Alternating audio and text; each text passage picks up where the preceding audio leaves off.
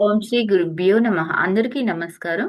లాహిరి మహాశయులు క్రియాయోగ దీక్షను ఇవ్వడం, వాళ్ళ శిష్యులుకి ప్రతీది ఏది నిత్యమో, ఏది అనినిత్యమో బోధించటం, వారి వారి యొక్క సాంప్రదాయాలు బద్ధంగానే వాళ్ళని కొనసాగించమని చెప్పడం. అంతేకాకుండా లాహిరి మహాశయులు శిష్యులు ఎంతో మంది ఈయన గురించి, ఈయనిచ్చే క్రియాయోగ దీక్ష గురించి వాళ్ళు ప్రచారం చేయాలనుకుంటే దాన్ని కూడా నిషేధించడం. ఇలాంటియన్నీ ఎన్నో ఆయన జీవితంలో మరి ఆయన ఎంతో ఇక్కడే కాదు, ఆయన ఉన్న చోటనే కాకుండా భారతదేశంలో ఎక్కడెక్కడో ఎన్నో మూలల నుంచి ఆయన దగ్గరికి శిష్యులు కూడా వస్తూ ఉండేవారండి. చూడండి, ఒక బెల్లం ఉంటే చీమలు ఎలాగ ముసురుతాయో, అంటే నేను ఇలా చెప్తున్నాను అనుకోవద్దు. బెల్లం లాంటి వారు లాహిరి మహాశయులు. ఆ చీమలు ఎలా అయితే ఆ రుచిని ఆస్వాదించడానికి వస్తారో, అలాగే ఆత్మతత్వ దర్శనం గావించిన వాళ్ళు కూడా, ఆయన గురించి తెలుసుకున్న వాళ్ళు ఆయన్ని గురువుగా స్వీకరించడానికి, వాళ్ళు శిష్యులు అవ్వడానికి అలాగ నలుదిక్కల నుంచి కూడా వచ్చేవారు అని చెప్తున్నాను నేను ఇక్కడ. ఒకరోజు వ్యవస్థాపరకమైన ఆధునిక మార్గం ద్వారా కానీ, అచ్చు యంత్రం ద్వారా కానీ ప్రచారం చేసే పద్ధతిని మహాగురువులండి అవలంబించినప్పటికీ కూడా తమ సందేశ శక్తి అడ్డు ఆపు లేని వరద వెల్లువలాగా పెల్లుబీకేదంట. దాని దాటితో మానవ మనస్సుల తీరాలను ముంచేస్తుందని ఆయనకి తెలుసంటండి లాహిరి మహాశయులు. అందుకే ఆయన ఎటువంటి ప్రచారాలు వద్దని చెప్పారు. పరివర్తన చెంది పరిశుద్ధి అందిన భక్తుల జీవితాలే క్రియాయోగం అమర జీవశక్తికి ప్రత్యక్ష నిదర్శనాలండి. 1886లో అంటే రాణిఖేత్లో దీక్ష తీసుకున్న 25 ఏళ్ల తర్వాత లాహిరి మహాశయులు పెన్షన్ మీద పదవీ విరమణ కూడా చేశారంట. మొత్తం మీద ఆయన ఒకే ప్రభుత్వ శాఖలో 35 ఏళ్ల పాటు ఉద్యోగం చేశారండి. లాహిరి మహాశయులకి ఇంకా కొంతమంది శిష్యులు కొన్ని బిరుదులు ఇచ్చారండి. యోగివర్ అంటే యోగుల్లో శ్రేష్ఠులు అని, యోగి రాజు యోగుల్లో రాజు వంటి వారని, మునివర్ మునుల్లో శ్రేష్ఠులు అని. ఇవే కాక ఇంకా ఇంకొకటి కూడా ఉంది, యోగావతార్ మానవ రూపంలో జన్మించిన యోగ విద్య. ఇది పరమహంస యోగానంద గారు ఇచ్చారండి లాహిరి మహాశయులకి. అయితే ఈయన పదవీ విరమణ చేశాక పగటిపూట కూడా ఆయన దొరకటంతోనండి, ఖాళీ దొరికేస్తుంది కదా! ఇంక జాబ్ మానేసాక, శిష్యులు ఇతోధిక సంఖ్యలో రావడం ప్రారంభమవుతుంది. మహాగురువులు ఇప్పుడు రోజు మొత్తంలోనండి చాలా సేపు ప్రశాంతంగా పద్మాసనంలో కూర్చుని మౌనంగానే కూర్చుంటూ ఉండేవారంట. కొద్దిసేపు షికారుకి వెళ్ళటానికి కానీ, ఇంట్లోనే ఇతర చోట్లకు వెళ్ళడానికి కానీ, ఆయన తమ గది విడిచి వెళ్ళింది చాలా అరుదుగా జరిగేదండి. గురుదేవుల దర్శనం కోసం దాదాపు ఎడతెరిపి లేకుండా శిష్యులు ప్రశాంత ప్రవాహంలో వచ్చేవారండి. మనం లాహిరి మహాశయుల యొక్క భార్య గారి గురించి మనం తెలుసుకున్నప్పుడండి, ఆవిడ ఈయన కింద ఒక గదిలోనే ఎప్పుడు శిష్యులతోనే ఉండేవారు. ఆవిడ పైన ఉండేది. ఆయన ఎప్పుడో ఒకప్పుడు ఏదో తీసుకోవడానికి ఆ గదిలోకి వెళ్ళడం మనం విన్నాం కదా! అది ఇక్కడ అది ఇది చూసే వాళ్ళకి ఎంతో సంభ్రమ ఆశ్చర్యాలు కలిగేటట్టు కానండి, లాహిరి మహర్షులకు అలవాటైన శారీరక స్థితిని ఊపిరి లేకపోవడం, నిద్ర లేకపోవడం, నాడి గుండె కొట్టుకోవటం మానేయడం, గంటల తరబడి రెప్పపాటు లేకుండా ఉండే ఆ ప్రశాంతమైన నేత్రాలు, ప్రగాఢమైన ప్రశాంతి పరివేశం వంటి మానవాతీత లక్షణాలను ప్రదర్శించేదంటండి. ఆత్మోద్ధరణ అనుభూతి పొందకుండా అక్కడి నుంచి వెళ్ళిన వాళ్ళు అసలు ఎవ్వరూ లేరంట. దైవ సాక్షాత్కారం పొందిన ఒక సత్పురుషుని మౌన ఆశీర్వాదం పొందామని వాళ్ళందరికీ తెలుసండి. రమణ మహర్షి దగ్గరికి వెళ్తే ఎలా ఫీల్ అవుతారో, ఆయన దగ్గరికి వెళ్ళినా కూడా అంతకంటే 1000 రెట్లు అలాగే కూడా ఫీల్ అవ్వచ్చనమాట. అది వాళ్ళ ఆత్మ సాక్షాత్కార స్థితిని బట్టి మాత్రమే ఉంటుంది. పంచవన్ భట్టాచార్య అనే శిష్యుడండి కలకత్తాలో ఆర్య మిషన్ ఇన్స్టిట్యూషన్ అనే పేరుతో ఒక యోగా కేంద్రాన్ని స్థాపించడానికి గురువు గారు అనుమతించారండి. ఈ కేంద్రం యోగా సంబంధమైన ఔషధుల్ని పంచిపెడుతూ ఉండేది. అంటే అది భగవద్గీత చౌకదారకు అమ్మడానికి అనువుగా బెంగాల్లో మొట్టమొదట ప్రచురణ చేశారంట. ఈ కేంద్రమేనంటండి. హిందీలోను, బెంగాల్లోను ప్రచురించిన ఆర్య మిషన్ గీతా ప్రతులు వేలాది ఇళ్లలోకి ప్రవేశం పొందాయంట. మార్గోసా చెట్టు దాని ఔషధ విలువలండి ఇప్పుడు ఫారెన్‌లో కూడా చాలా గుర్తింపు పొందాయంట. చేదుగా ఉండే వేప బెరడు ఒక టానిక్‌గా ఉపయోగిస్తారు. మార్గో అంటే వేప. మార్గో సోపు అడ్వర్టైజ్మెంట్ వస్తుంది కదండి, ఇంగ్లీష్ లో మార్గో అంటారు. గింజల నుండి, పళ్ళ నుంచి తీసిన నూనె కుష్టు మరికొన్ని ఇతర వ్యాధుల్ని నయం చేయడానికి వాడేవారంటండి. సనాతన ఆచారం ప్రకారం గురుదేవులండి వివిధ రోగాల నివారణ కోసం ప్రజలకు సాధారణంగా వేప నూనె ఇస్తూ ఉండేవారంట.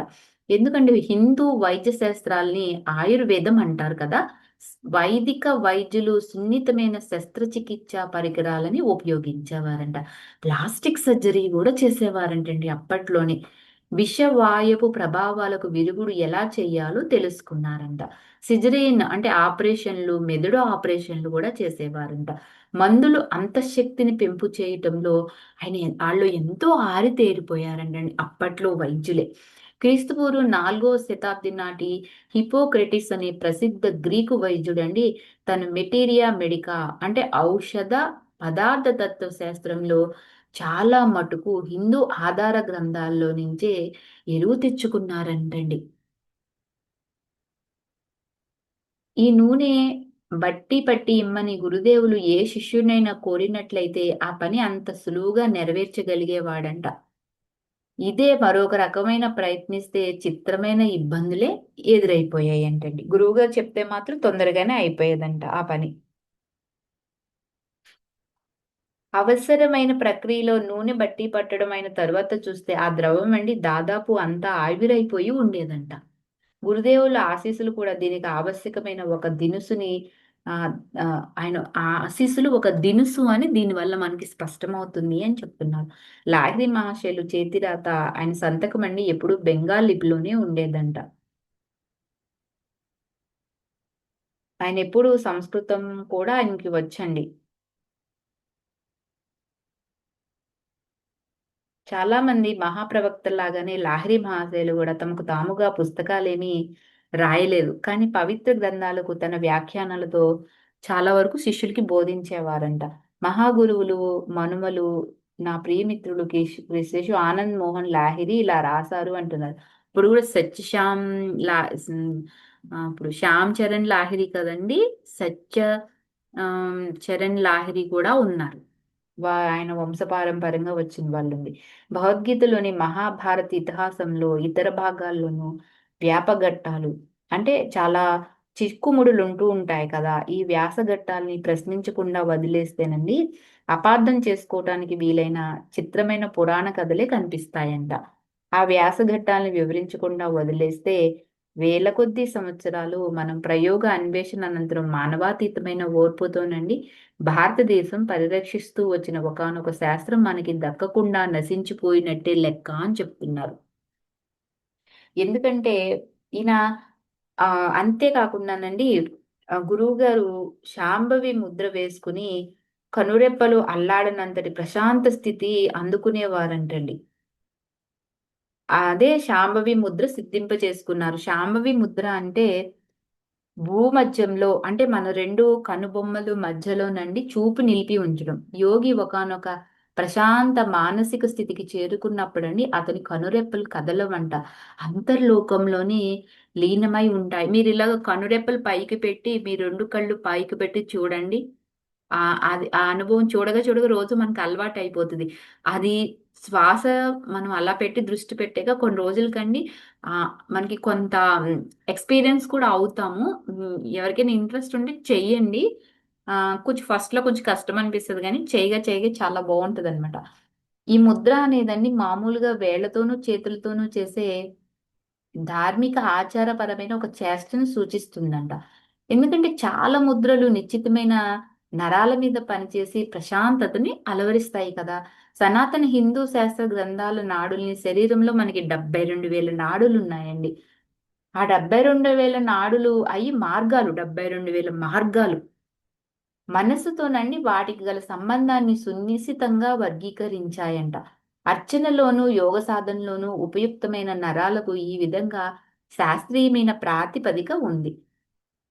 విగ్రహ శిల్ప శాస్త్రంలో ధార్మిక చారపరమైన భారతీయ నాట్యాల్లోనూ కూడా ఈ ముద్రలకు విస్తృతమైన భాష ఒకటి కనిపిస్తుంది అంటున్నారు. మరి భగవద్గీతలో ఉన్న ఆ యొక్క వ్యాసఘట్టాలను వివరించకపోతే అది తర్వాత తరాలకి ఆ శాస్త్రం దక్కకుండా పోతుంది అని చెప్తున్నారు కదండి. దానికి ఏంటి అంటే క్రీస్తు పూర్వం అండి 3000 ఏళ్ల నాటిది సింధు నది లోయలో నుండి పురాతత్వ పరిశోధన క్షేత్రాల్లో తవ్వి తీసిన కొన్ని ముద్రికల మీదండి జాన ముద్రతో కూర్చునున్న ఆకృతులు కనిపిస్తూ ఉంటాయి. ఈనాటికి యోగ సాధన విధానంలో వాడుకలో ఉన్న ఈ ముద్రలను బట్టి యోగ శాస్త్ర మౌలిక అంశాలు కొన్ని ఆనాటికే తెలిసి ఉన్నాయని మనం నిష్కర్షగా చెప్పడానికి వీలు కలుగుతుంది.